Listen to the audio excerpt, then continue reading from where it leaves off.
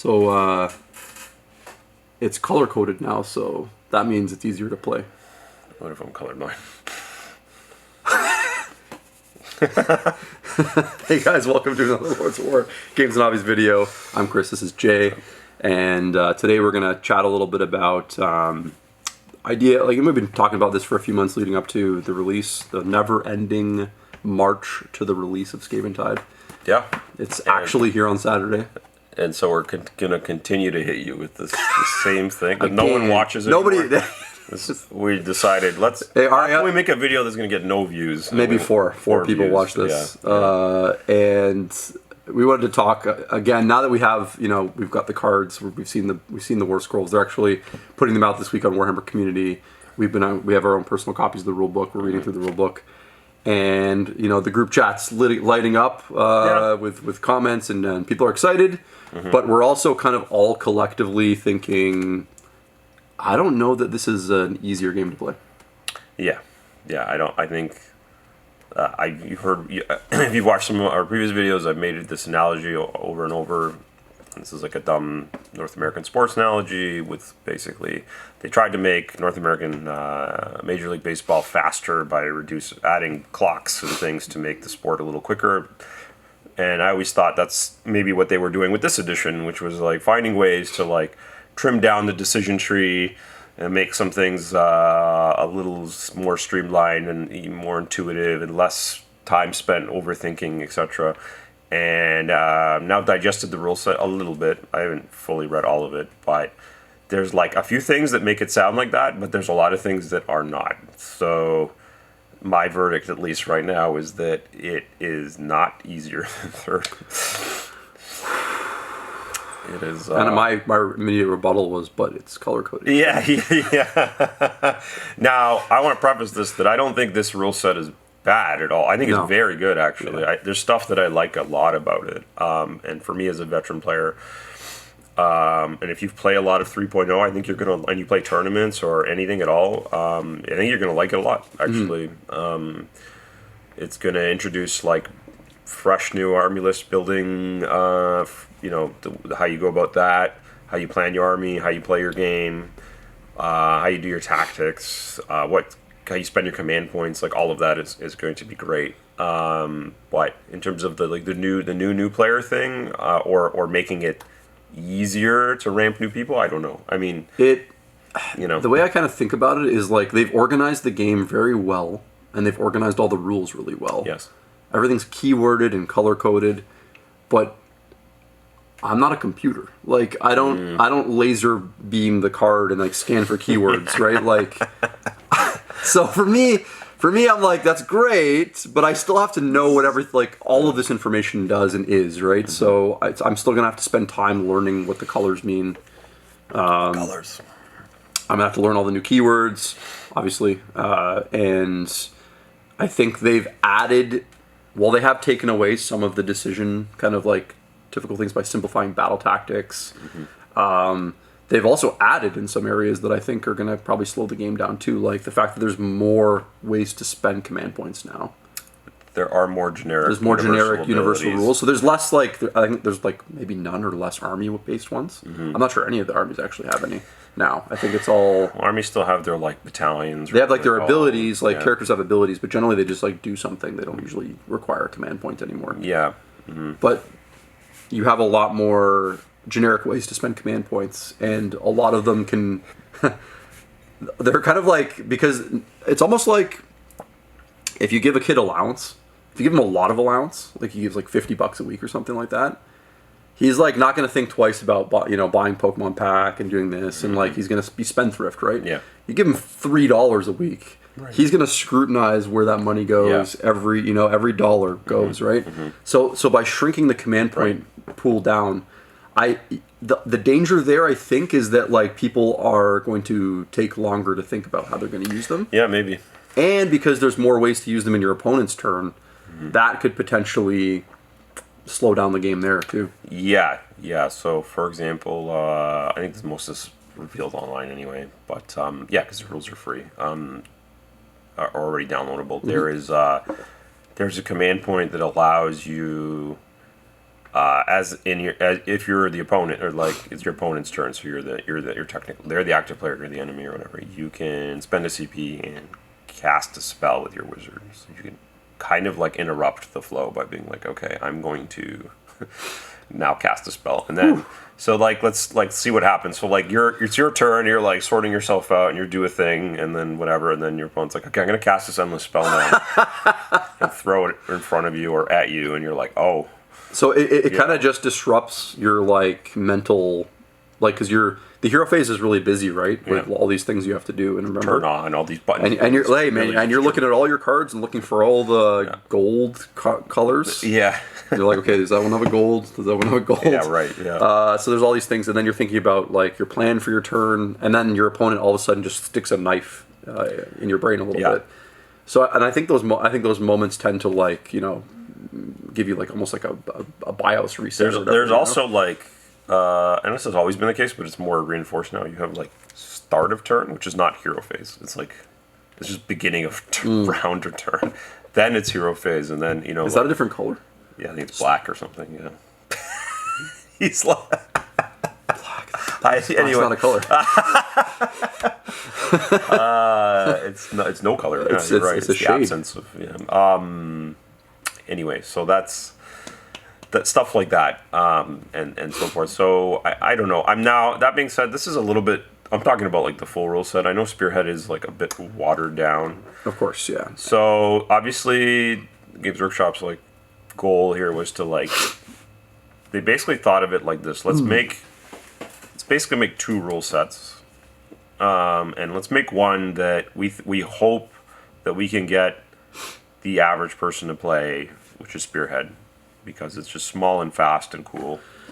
And actually, nothing about Spearhead upsets me. I think it's quite good. And then let's make match play this like refined, you know, really, they're trying to take 3.0 and even refine it that even more, make it the pure spice. So this was, and I think they use these words in their own videos and promotional. They wanted to make this the edition for everyone, but I think Chris and I are skeptical, at least I am, on how that is actually going to unfold.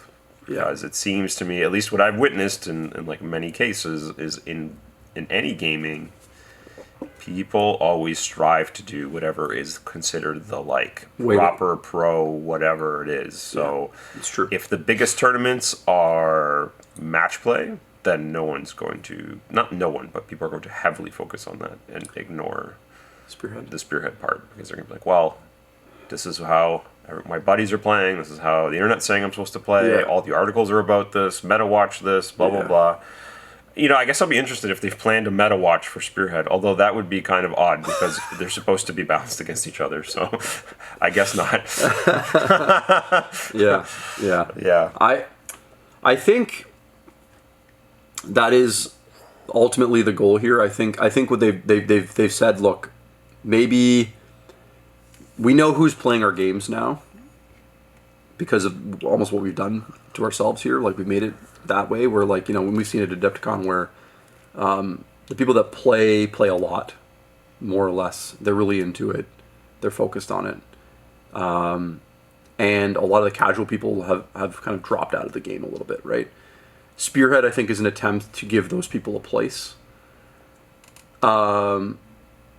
And I don't know if that's the right approach necessarily, like, overall, is to say, like, we can't make one game for everybody. It's too hard. They used to do that, I guess. Yeah, right. But they're trying it. Like, they're giving it a try. They're giving players, gamers, a really refined, like you said, refined, tactical, balanced. It's all the keywords people like to hear when they think about gaming. They're giving the people that. Like, I don't think fourth edition, like AOS 4th edition, to me looks like Games Workshop's war machiniest game they've ever made, and I don't mean that in a negative way. I mean, like, they have tried to make a gamer's game here. Yeah, I think they have. I think so. And I think they also acknowledge that that's not for a lot of their customers, so they've made Spearhead. The question is like, are people going to be okay with that, right? Is the consumer that wants to collect armies still beyond just like the Spearhead box? going to be okay with the fact that like the main game is like still, I mean, pretty complicated to play. Again, I guess you could argue, because they have the module system built into the new core book, they'll argue that like, look, you just play with the modules that you want. Yeah, okay. I don't know. That's really enlightened, you know. Like, it is. Yeah. I don't know too many people that are that enlightened where like they can, you know. I'm too much of an ape to even do this. You know what I mean? Like, I don't do what I want or whatever. There's like a societal or a cultural kind of like. There's kind of the rules we almost put on ourselves in groups and stuff. We're like we're kind of doing what our friends do. We're doing what, and that's all set, like you said, sort of top down a little bit. It kind of flows through, right? I also feel people are going to be like, well, I paid money for all the rules. I want to use all the rules. I don't know. That's like another... Yeah, you're like, I have this huge book, and I'm just going to use like a tiny part module 1.1 or whatever. 1 out of 7 or something. Yeah, it's weird to why would you do that when you know there's so much more there. So I think in a lot of ways, like it's there's like two paths I see kind of splitting up, and I think like there is like a potential for Spearhead to take off and do really well, and that would be amazing. But it's still historically unlikely. Like, I think like for a big game to have 2 versions, I think it's. I mean, it's possible, but yeah, I think the hope is that it has, and it took some time to get here. It has some of the same effect that I would say 40K Kill Team is the only other like analog where it's a separate game from 40K, but is very digestible. Now it's like super digestible because it's just a squad versus a squad. Spearhead's a little bit more involved. Like you get, you know, it's a couple $100. It's several kits. Yeah. You know. Yeah. But you know, like I remember being skeptical with Kill Team, and then in the past year it's just taken off. Like it's done very well. It continues to do well. So I think Spearhead could do that for sure. It might take some time to get rolling. I do hope that they, as we ad nauseum keep saying, like they need to focus some of their marketing or whatever you want to call it, articles on other game modes, and sanction more tournaments and events related to those other game modes that aren't. Even if they get less clicks, because they will initially. They will initially. They will. Yeah. Hey, we made this video, even though less people watch it. Yeah. So take a cue from us, Games Workshop. And they're like, but why? But why? Yeah. So, So long story short, it's a good rule set. I think people will generally like it, but yeah, it's not this easy. You know, it's not going to be this like quicker to. I don't know. I don't even know if it'll be quicker to play. To be honest, I'm kind of. The other thing I noticed is the victory points scored are higher too. Like it's. Like you're scoring like up to 10 points a turn. They want to make it very like 40K. They want score lines to be like 80 to 34 or whatever it is. Like at the end of the game, they want it to, which is weird because it makes you feel like I don't know, like you're doing a lot every turn. But then like the knock-on effect is like you actually when the points you just let like if you're winning the game, you're winning by like even if you're winning by 10 or 12, you're like running away with it pretty quickly rather than like. I don't know how you catch up in a game. Like well, it's a bit arbitrary because you're just timesing points by 10 or whatever at the end. You are.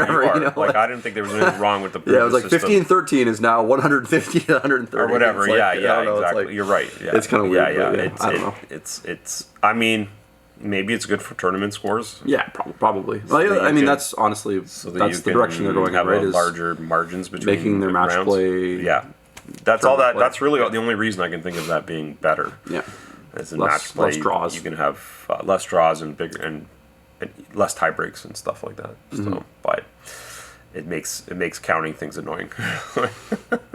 So yeah, I mean, just to end the video off on a positive note, I do feel like there's like less stuff on the cards than there was last edition. So units, I think, and they've cleaned up like.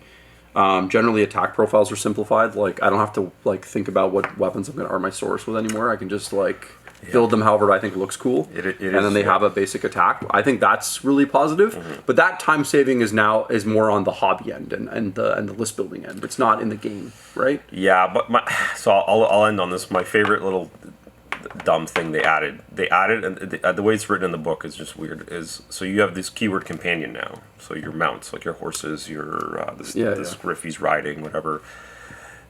So it says that there's a clause in the rules that says, oh, companions don't get buffs. I'm paraphrasing. Basically, if you apply like a +1 to hit or +1 to wound or +1 save or something, it won't affect the mount or something that gives crits, for example, or the mount's attacks.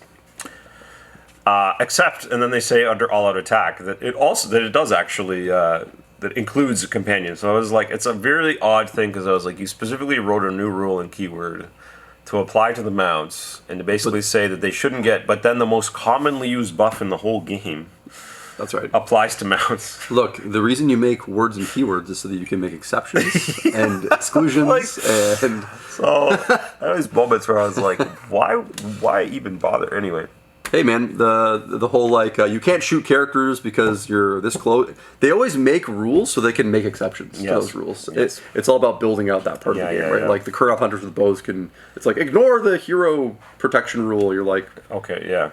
okay, Yeah, no, it's true. That seems strong, It's true. but they want to make it so I'm gonna structured. give you a word save so I can take it away. That's right. Yeah. But let us know what you guys think. Obviously. If anyone watched this video and you're excited to play AOS, we're still very excited. It's our favorite game. We're gonna play it. Yeah. As a shop, we're gonna give all the resources and give Spearhead the best chance it can get. There's a bunch of us and customers painting up Spearheads right now. I've played it a bunch already, and I'm really excited about it. It's not going to replace 4th edition for me, but it is a cool thing to do with. To play with some of my like less interested gamer friends or like customers that just don't want to dig into the full rule set, right? So if you like this, give us a like and a subscribe. We really appreciate it. You can also check out our Patreon at patreon.com/lordsofwargames and hobbies. Thanks a lot, guys. Take care. Bye.